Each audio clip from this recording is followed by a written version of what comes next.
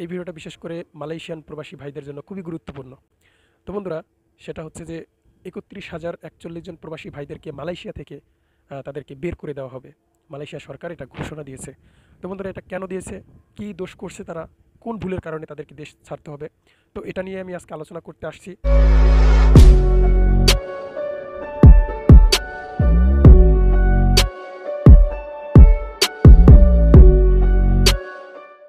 আসসালামু আলাইকুম। আশা করি সকল প্রবাসী ভাই ও বোনেরা ভালো আছেন এবং সুস্থ আছেন। আজকে আবার আপনাদের মাঝে খুবই গুরুত্বপূর্ণ এবং খুবই ইম্পর্টেন্ট একটি ভিডিও নিয়ে চলে আসলাম।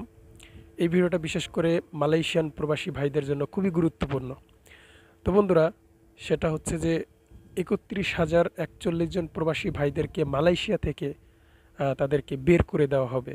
মালয়েশিয়া সরকার এটা ঘোষণা দিয়েছে। তো বন্ধুরা, এটা কেন দিয়েছে? কী দোষ করছে তারা? কোন ভুলের কারণে তাদেরকে দেশ ছাড়তে হবে? তো এটা নিয়ে আমি আজকে আলোচনা করতে আসছি। যেহেতু মালয়েশিয়াতে বর্তমানে এটা নিয়ে অনেক আতঙ্ক এবং অনেক বিভ্রান্ত চলতেছে প্রবাসী ভাইদের মনে। তো ভাবলাম যে এই ভিডিওটা না করলে তারা হয়তো এই বিভ্রান্ত থেকে বা এই পরিস্থিতি থেকে তারা হয়তো বের হতে পারবে না বা স্বস্তিতে থাকতে পারবে না। তো চিন্তা করে ভিডিওটা নিয়ে চলে আসলাম। ভিডিওটি শুরু থেকে শেষ পর্যন্ত দেখার অনুরোধ রইল এবং চ্যানেলটি আমার কে ডেঞ্জার ইউটিউব চ্যানেলটি সাবস্ক্রাইব করে আমার পাশে থাকবেন। বন্ধুরা, মালয়েশিয়া থেকে ফিরতে হতে পারে প্রায় ৩১,০৪১ জন প্রবাসী ভাইদের।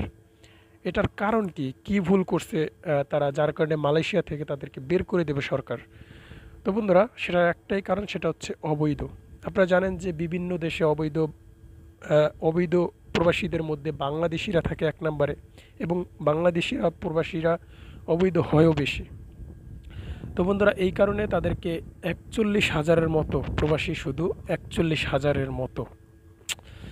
এটা খুবই দুঃখের সংবাদ আমাদের দেশের জন্য, আমার প্রবাসী ভাইদের জন্য যারা মালয়েশিয়া আছে। বন্ধুরা,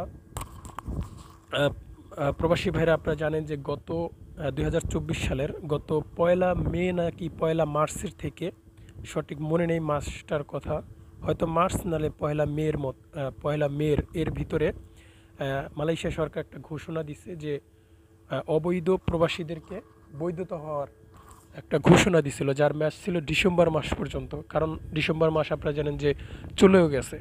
তো তার মধ্যে তারা অবৈধ সকল দেশের প্রায় ১১০টি না জানি কয়টি দেশের ভিতরে তারা অবৈধ লোক পাইছে, প্রায় ২ লক্ষ প্লাস।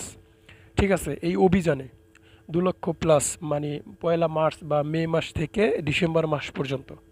তো এখন তারা ঘোষণা দিয়েছে যে এই ২ লক্ষ প্লাসের ভিতরে বিভিন্ন দেশের বিভিন্ন জনের নাম উল্লেখ করা হয়েছে। যেমন বাংলাদেশের রয়েছে ৩১,০৪১ জন, পাকিস্তানের রয়েছে আপনার প্রায় ১৭-১৮ হাজারের মতো, এবং ভারতের রয়েছে ২৮,০০০ প্লাস।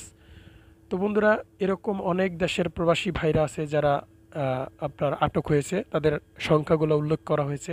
তারপর আছে মায়ানমারও কিছু আছে, মানে ইন্দোনেশিয়ানের কিছু আছে। সবচেয়ে বেশি হচ্ছে ইন্দোনেশিয়ার, প্রায় ৯১,০০০, ২ লক্ষ প্লাসের ভিতরে। তো বন্ধুরা, যাই হোক, আমি আজকে আমার প্রবাসী ভাইদেরকে নিয়ে কথা বলতে আসছি। তো তারা হচ্ছে যে এই মাসের ভিতরে, এবং যারা ধরা না দিবে তাদেরকে কঠিন বার্তা দিছে, সেটা আমি একটু পরে বলবো।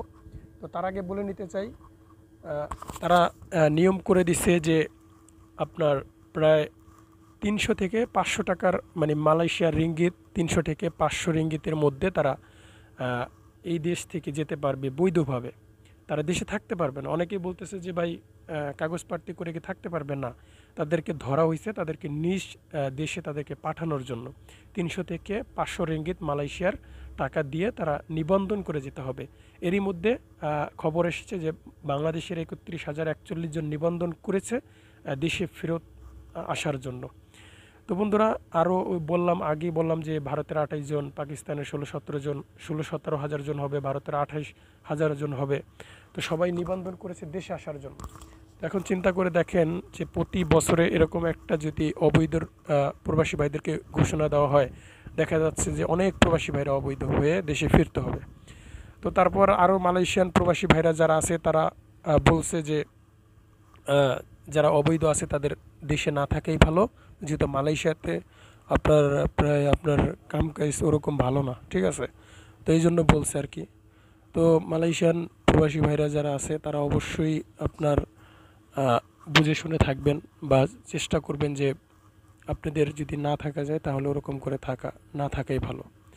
তো বন্ধুরা, আজকের মতো এখানেই ছিল ভিডিওটা। যারা ভিডিওটি দেখছেন অবশ্যই লাইক করবেন, শেয়ার করবেন এবং কমেন্ট করে আপনার মতামত জানাবেন। তো বন্ধুরা, ভালো থাকবেন সবাই। খোদা হাফেজ।